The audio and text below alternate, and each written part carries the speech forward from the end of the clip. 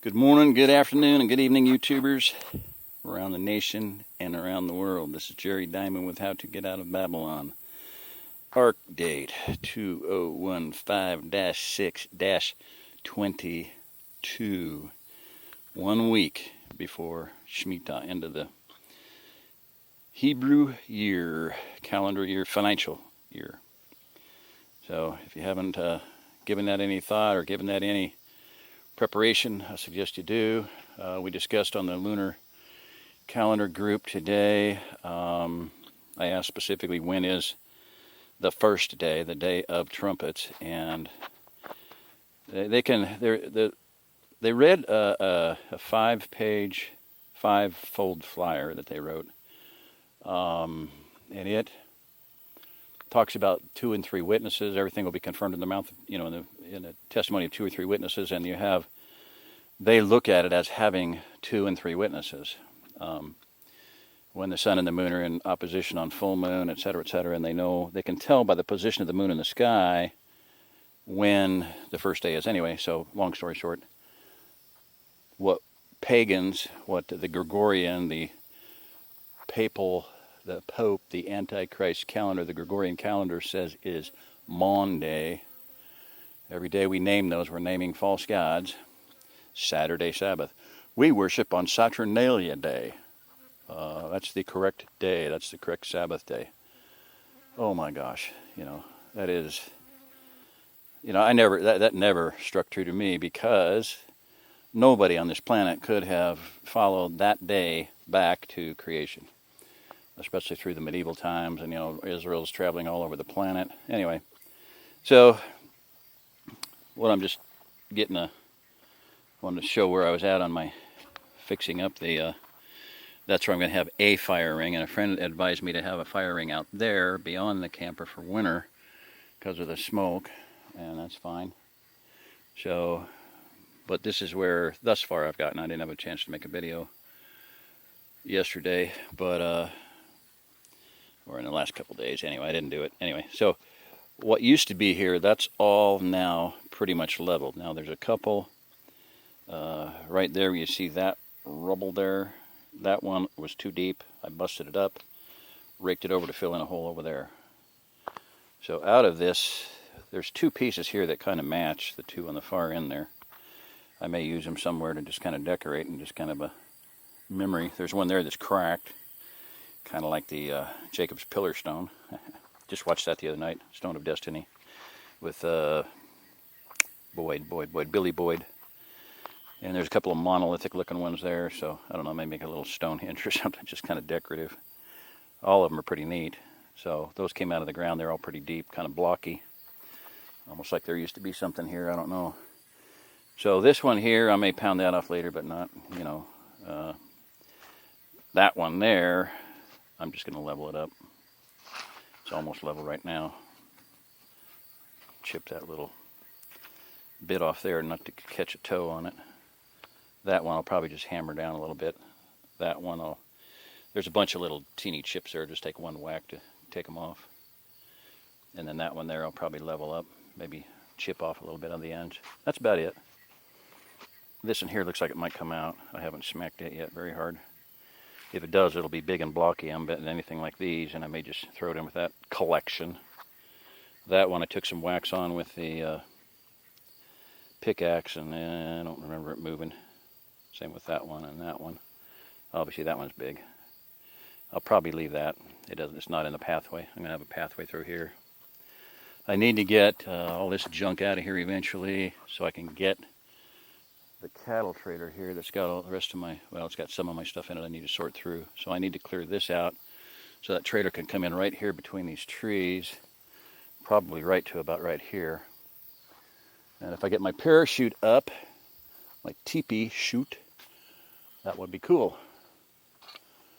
And let's see if I can show that over there. Zoom.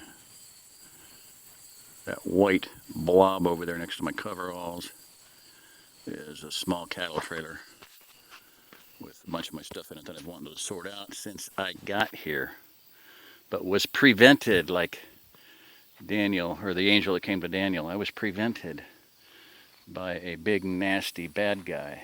And that's what happened with me here. I was prevented by a big, nasty, bad guy called Jezebel. Female, whatever. I thought about that today. Jezebel. 1, 2, 3 of the people who have 4 people who have shmitad me, cut me loose, turned me loose, let me go, in the bad meaning of the word, are men. And 1, 2 are women. Go figure. So there you have it. It's not always, Jezebel does not mean it's a witch with a B on the front woman.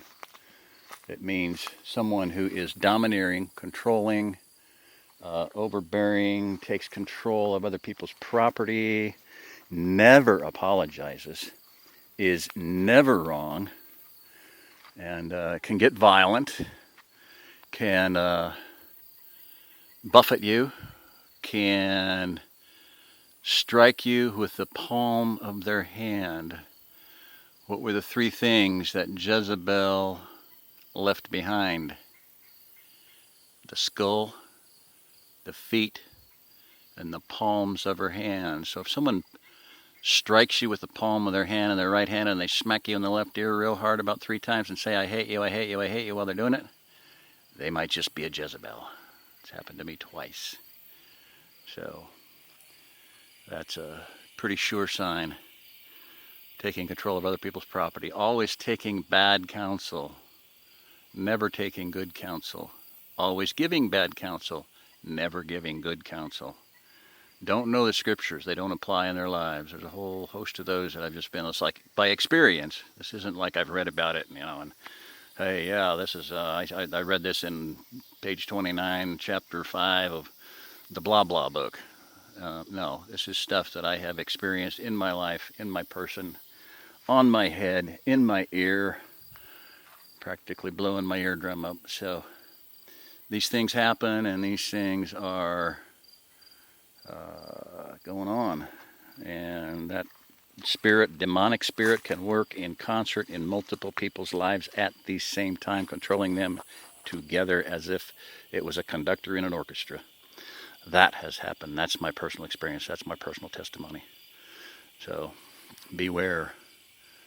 And like I said, I wrote in one of the videos I made, it's not funny, but you could, do a Jeff Foxworthy. If you have someone that never apologizes, you might be dealing with a Jezebel. If you have someone that's always right and is never wrong, you might be dealing with a Jezebel. So, anyway, that's about it. Kind of still a mess here. It's just organizational. That bag you're looking at right there is my antenna mast, and I'm going to use that to put the teepee up. Parachute teepee. A parachute, when stretched out real tight, guyed out, it looks like a big, big teepee. I'm figuring I'm going to get about 20 feet out of it, and that's right about the distance between that tree and that tree. So I should be able to put it up dead center there and guy it out real tight. It's going to have to be to trees and T-posts and whatever, stakes in the ground, with strapping. I don't know where I had a whole bunch of that stuff over there, that cargo freight stuff, construction stuff. I've got a massive amount of that stuff. I don't know where it's at. Might be in the cattle trailer. Anyway, I'll probably use rope, because that stuff, when there's a high wind, that stuff goes, it just flaps in the wind. It's like a propeller or whatever. It's not good. That rock will bust off. That's a major tripper hazarder. Might dig out. I don't know. It might come out good. Got some paint cans for throwing stuff in. Fireproof. Ashes, whatever. All right. That's about it. This is Jerry 9 with How to Get Out of Babylon. If you're listening to this, you are the remnant. And believers out there, people that are not believers, just get ready for hell on earth. I believe judgment's coming.